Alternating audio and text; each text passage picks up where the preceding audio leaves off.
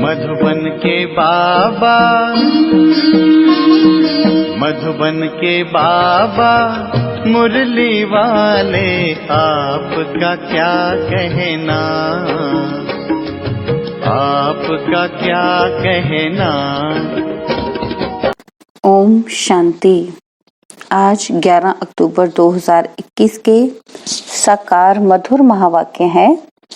आज मीठे मीठे बाप दादा बोले, मीठे बच्चे, योग अग्नि से पापों को भस्म कर संपूर्ण सतो प्रधान बनना है। कोई भी पाप कर्म नहीं करना है।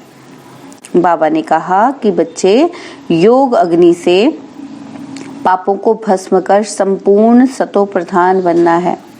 कोई भी पाप कर्म नहीं करना है।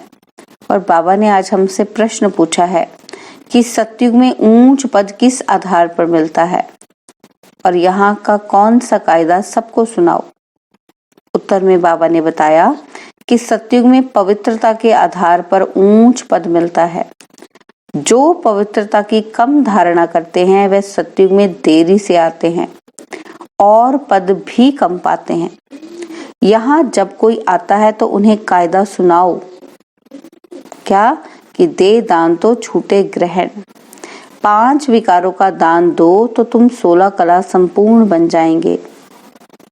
बाबा कहते तुम बच्चे भी अपने दिल से पूछो कि हमारे में कोई विकार तो नहीं है। अपनी इंट्रोस्पेक्शन करो। बाबा कहते ओम शांति। रूहानी बाप रूहानी बच्चों को समझाते हैं कि मनुष्यों को कैसे समझाओ। क्या समझाना है हमें बाकी मनुष्यों को कि अब स्वर्ग की स्थापना हो रही है, यानी कि ट्रांसफॉर्मेशन हो रही है हम सभी आत्माओं की। 5000 वर्ष पहले भी भारत में स्वर्ग था, लक्ष्मी नारायण का राज्य था।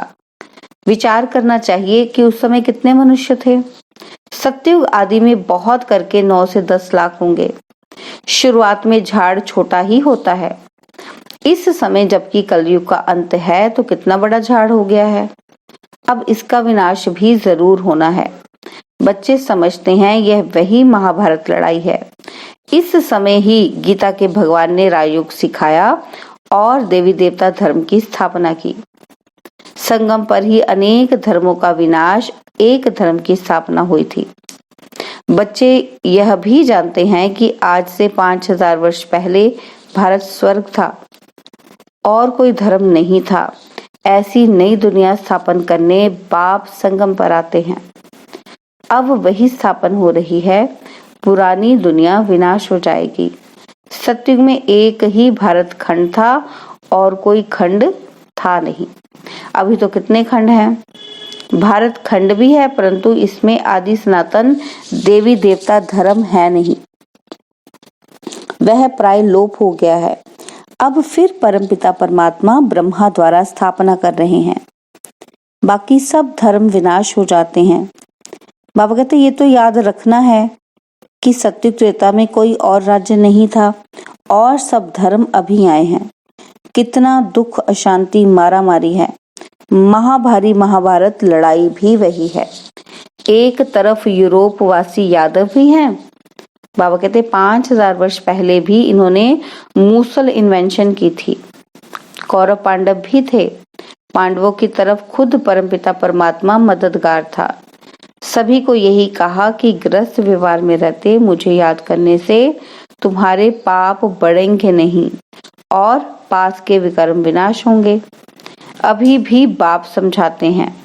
क्या समझाते हैं कि तुम ही भारतवासी सतयुग में जो सतो प्रधान थे वह इस समय 84 जन्म लेते लेते अब तुम्हारी आत्मा तमो प्रधान बन गई है। अब सतो प्रधान कैसे बने?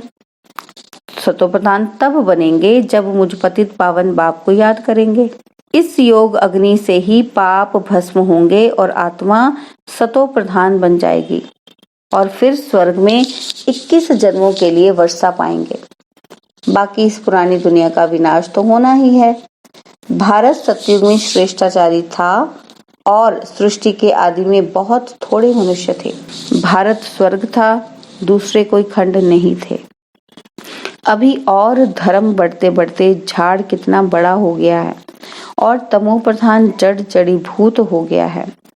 अब इस तमो प्रधान झाड़ का विनाश और नई देवी देवता धर्म के झाड़ की स्थापना जरूर चाहिए। संगम पर ही होगा। अभी तुम हो संगम पर। आदि सनातन देवी देवता धर्म का अभी सैपलिंग लग रहा है। पतित मनुष्यों को बाप पावन बना रहे हैं, वह फिर देवता बनेंगे। जो पहले नंबर में थे, जिन्होंने 84 जन्म लिए हैं, वही फिर पहले नंबर में आएंगे। सबसे पहले पहले देवी देवताओं का पाठ था, वही पहले बिछुड़े हैं, फिर उन्हों का ही पाठ होना चाहिए ना। सतयुग में है ही सर्वगुण संपन्न और अभी है विशेष वर्ड। बाबा कहते हैं रात दिन का फर्क है। अभी विशेष वर्ड को वॉइसलेस वर्ड कौन बनाए। पुकारते भी हैं, हे पावन बनाने वाले आओ। अभी वह आया है। बाप कहते हैं हम तुमको वॉइसलेस बना रहे हैं। इस विशिष्ट दुनिया के विनाश के लिए लड़ाई लगनी है। अब वह कहते हैं कि एक मत कैसे हो, क्योंकि अभी अनेक मत है ना। बाबा कहते इतने अनेक मतांतरों के अंदर एक धर्म की मत कौन स्थापन करे। बाप समझाते हैं कि अभी एक मत की स्थापना हो रही है, बाकी सब विनाश हो जाएंगे। आदि सनातन देवी देवता धर्म वाले जो पावन थे, वही फिर 84 जन्म भोग अपतित बने हैं। फिर बाप आकर भारतवासियों को फिर से स्वर्ग का वर्षा दे रहे हैं, अर्थात असुर से देवता बना रहे हैं।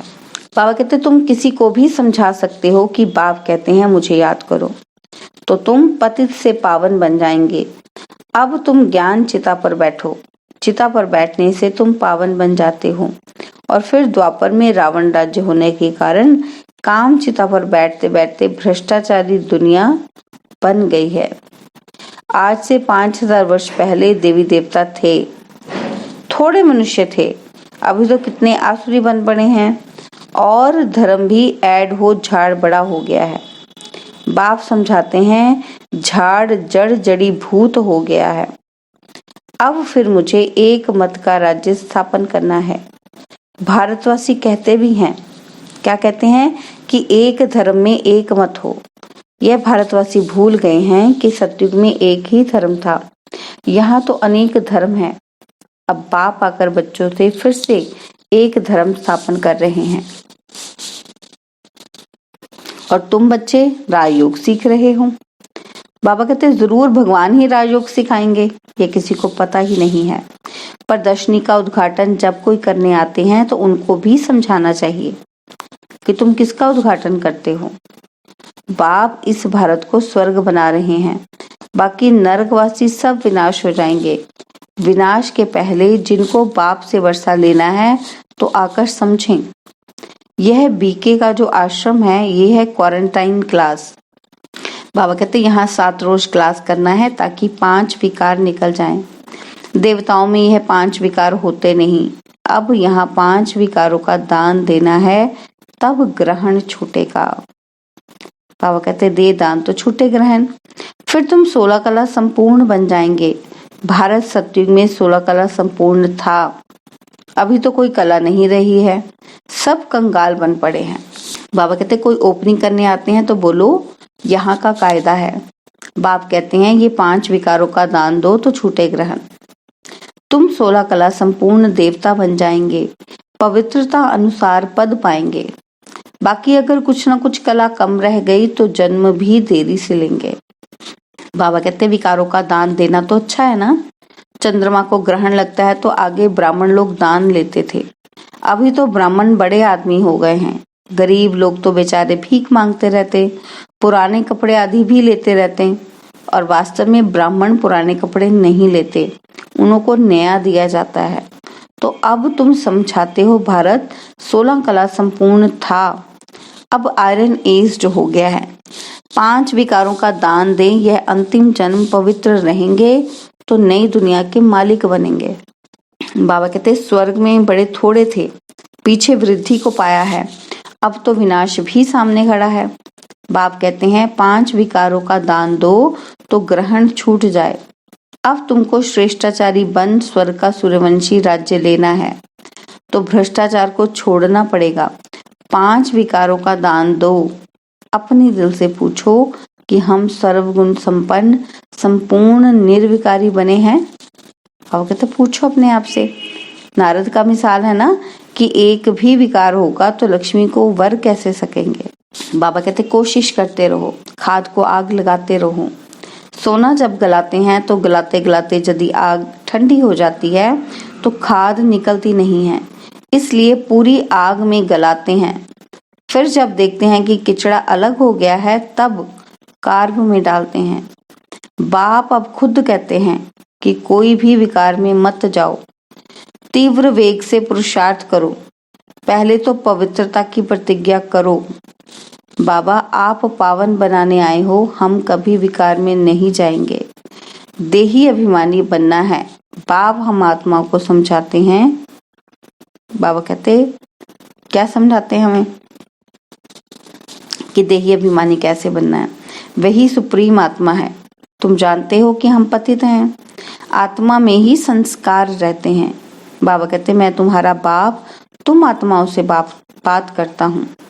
ऐसा कोई कह नहीं सकता कि मैं तुम्हारा बाप परमात्मा हूँ।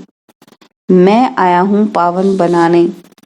तुम पहले सतो प्रधान थे, फिर रजो तमो में आए, तमो प्रधान बने हो। बाबा कहते इस समय 5 तत्व भी तमो प्रधान है, इसलिए दुख देते हैं। हर चीज दुख देती है। यही तत्व जब सतो प्रधान होते हैं तब सुख देते हैं। उनका नाम ही है सुखधाम। बाबा कहते ये है दुख धाम। सुख धाम है बेहद के बाप का वर्षा और दुख धाम है वरावन का वर्षा। अब जितना श्रीमत पर चलेंगे उतना ऊंच बनेंगे, फिर प्रसिद्ध हो जाएंगे कि कल्प कल्प यह ऐसे ही पुरुषार्थ करने वाले हैं। प्रूव हो जाएगा ना उन बच्चों का जो पुरुषार्थ करेंगे। बाबा कहते ये कल्प कल्प की बाजी है। जो जास्ती पुरुषार्थ कर रहे हैं वह अपना राज्य भाग्य ले रहे हैं। ठीक पुरुषार्थ नहीं किया होगा तो 3rd ग्रेड में चला जाएगा। प्रजा में भी पता नहीं क्या जाकर बनेगा। लौकिक बाप भी कहते हैं तुम हमारा नाम बदनाम करते हो, निकलो घर से बाहर। तो बेहद का बाप भी कहते हैं तुमको माया का थप्पड़ ऐसा लगेगा जो सूर्यवंशी चंद्रवंशी में आएंगे ही नहीं, अपने आप को चमाट मार देंगे। बाप तो कहते हैं वारिस बनो, राज तिलक लेना चाहते हो तो मुझे याद करो और औरों को भी याद दिलाओ कि तो तुम राजा बनेंगे। नंबरवार तो होते हैं ना। कोई बैरिस्टर एक एक केस का लाखों रुपया कमाते हैं और कोई कोई को देखो पहनने के लिए कोट भी नहीं होगा। पुरुषार्थ पर मदार है ना। अब कहते तुम भी पुरुषार्थ करेंगे तो ऊंच पद पाएंगे। मनुष्य से देवता बनना है, चाहे मालिक बनो चाहे प्रजा बनो। बाबा कहते प्रजा में भी नौकर चाकर बनेंगे। स्टूडेंट की चलन से टीचर समझ जाते हैं। बाबा कहते वंडर ये है कि पहले वाले से पिछाड़ी वाले तीखे चले जाते हैं, क्योंकि अभी दिन प्रतिदिन रिफाइन पॉइंट्स मिलती जाती है। सैपलिंग लगाते जाते हैं। पहले वाले तो कई भागंती हो गए, न्यू ऐड हो जाते हैं, नई नई पॉइंट्स मिलती जाती है। बहुत युक्ति से समझाया जाता है। बाबा कहते हैं तुम गुहे गुहे रमणीक बातें सुनाते हैं जिससे तुम झट निश्चय बुद्धि हो जाओ। यहाँ तक मेरा पाठ है, तुमको पढ़ाता रहूंगा। यह भी ड्रामा में नूंद है। बाबा कहते मेरा भी पाठ नूंद है ना, जब तक नूंद है मैं पढ़ाता रहूंगा। जब कर्मातीत अवस्था को पाएंगे तब पढ़ाई पूरी होगी। बच्चे भी समझ जाएंगे। पिछाड़ी में इम्तिहान की रिजल्ट मालूम होती है ना। इस पढ़ाई में नंबर 1 सब्जेक्ट है पवित्रता की। जब तक बाबा की याद नहीं रहती, बाप की सर्विस नहीं करते, तब तक आराम नहीं आना चाहिए। तुम्हारी लड़ाई है ही माया के साथ। रावण को भल जलाते हैं परंतु जानते नहीं है कि ये कौन है। दशहरा बहुत मनाते हैं। अभी तुमको वंडर लगता है राम भगवान की भगवती सीता चुराई गई, फिर बंदरों का लश्कर लिया। ऐसा कब हो सकता है क्या? वो कहते बताओ ऐसा हो सकता होगा? कुछ भी समझते नहीं। तो जब प्रदर्शनी में आते हैं पहले पहले बताना चाहिए भारत में इन लक्ष्मी नारायण का राज्य था, तब कितने मनुष्य होंगे? 5000 वर्ष की बात है। और अभी कलयुग है, वही महाभारत लड़ाई, बाबा कहते कलयुग है ना अभी, तो वही महाभारत लड़ाई भी लगी हुई है। बाप आकर राजयोग सिखलाते हैं, विनाश भी होगा। बाबा कहते यहाँ एक धर्म, एक मत अथवा पीस कैसे हो सकती है? जितना माथा मारते हैं एक मत होने के लिए, उतना ही लड़ते हैं। बाप कहते हैं अब मैं उन सबको आपस में लड़ाए माखन तुमको दे देता हूँ। बाप समझाते हैं जो करेगा सो पाएगा। कोई कोई बच्चे बाप से भी ऊंच बन सकते हैं। बाबा कहते तुम मेरे से भी साहूकार विश्व के मालिक बनोगे, मैं नहीं बनूंगा। मैं तुम बच्चों की निष्काम सेवा करता हूँ, मैं दाता हूँ। ऐसे कोई मत समझे कि हम शिव बाबा को 5 रुपया देते हैं, परंतु शिव बाबा से 5 पदम स्वर्ग में लेते हैं, तो ये क्या देना हुआ? अगर समझते हैं कि हम देते हैं, यह तो शिव बाबा की बड़ी इंसल्ट करते हैं, क्योंकि देने वाला कौन है? देने वाला तो परमात्मा ही है ना। तो बाबा कहते बाप तुमको कितना ऊंचा बनाते हैं, तुम 5 रुपया शिव बाबा के खजाने में देते हो, बाबा तुमको 5 करोड़ देते हैं, कौड़ी से हीरे जैसा बना देते हैं। ऐसा कभी संशय नहीं लाना कि हमने शिव बाबा को दिया। बाबा कहते ऐसा अपनी बुद्धि में भी नहीं लेके आना, क्योंकि मैं ही देता हूँ सबको। यह कितना भोलानाथ है, ये कभी ख्याल नहीं आना चाहिए। हम बाबा को देते हैं, ठीक है? नहीं, शिव बाबा से हम 21 जन्मों के लिए वर्षा लेते हैं। शुद्ध विचार से नहीं दिया तो स्वीकार कैसे होगा, है ना? अगर बाबा के घर में यज्ञ में सफल शुद्ध विचार से नहीं किया तो बाबा कहते वो स्वीकार भी नहीं होगा। सब बातों की समझ बुद्धि में रखनी चाहिए। ईश्वर अर्थ दान करते हैं, वह कोई भूखा है क्या? नहीं, समझते हैं हमको दूसरे जन्म में मिलेगा। अभी तुमको बाप कर्म अकर्म विकर्म की गति बैठ समझाते हैं। यहाँ जो कर्म करेंगे सो विकर्म ही होगा, क्योंकि रावण राज्य है। सत्युग में कर्म अकर्म हो जाता है। हम तुमको अभी उस दुनिया में ट्रांसफर करते हैं, यहाँ तुमसे विकर्म होगा ही नहीं। बहुत बच्चे अच्छे हो जाएंगे, फिर तुम्हारे पैसे भी क्या करेंगे, है ना? बाबा कहते फिर पैसे क्या करेंगे? हम कच्चा सराफ नहीं जो लेवें और काम में ना आए। बाबा कहते फिर भरकर देना भी पड़ेगा ना मुझे। बाबा कहते मैं पक्का सराफ हूँ, कह देंगे जरूरत नहीं। अच्छा, मीठे मीठे सिकलदे बच्चों प्रति माता पिता बाप दादा का याद प्यार और गुड मॉर्निंग। रूहानी बाप की रूहानी बच्चों को नमस्ते। हम रूहानी बच्चों की रूहानी बाप दादाजी को दिलवा जान सिकवा प्रेम से नमस्ते। ओम शांति। प्यारे बाबा, मीठे बाबा, मेरे बाबा, शुक्रिया बाबा, शुक्रिया बाबा, शुक्रिया बाबा। धारणा के लिए मुख्य सार है। पहला पॉइंट, तीव्र वेग से पुरुषार्थ कर विकारों की खाद को योग की अग्नि में गला देना है। पवित्रता की पूरी प्रतिज्ञा करनी है। और सेकंड पॉइंट है, कर्म अकर्म विकर्म की गति को बुद्धि में रखकर अपना सब कुछ नई दुनिया के लिए ट्रांसफर कर देना है। बाबा ने हमें वरदान दिया है कि अपने बुद्धि रूपी नेत्र को क्लियर और केयरफुल रखने वाले मास्टर नॉलेजफुल भव। अपने बुद्धि रूपी नेत्र को क्लियर और केयरफुल रखने वाले मास्टर नॉलेजफुल पावरफुल भव। बाबा कहते हैं जैसे ज्योतिषी अपने ज्योतिष की नॉलेज से, ग्रहों की नॉलेज से आने वाली आपदाओं को जान लेते हैं, ऐसे आप बच्चे इन एडवांस माया द्वारा आने वाले पेपर्स को परख कर पास विद ऑनर बनने के लिए अपने बुद्धि रूपी नेत्र को क्लियर बनाओ और केयरफुल रहो। दिन प्रतिदिन याद की और साइलेंस की शक्ति को बढ़ाओ, तो पहले से ही मालूम पड़ेगा कि आज कुछ होने वाला है। मास्टर नॉलेजफुल पावरफुल बनो तो कभी हार नहीं हो सकती। स्लोगन है, पवित्रता ही नवीनता है और यही ज्ञान का फाउंडेशन है।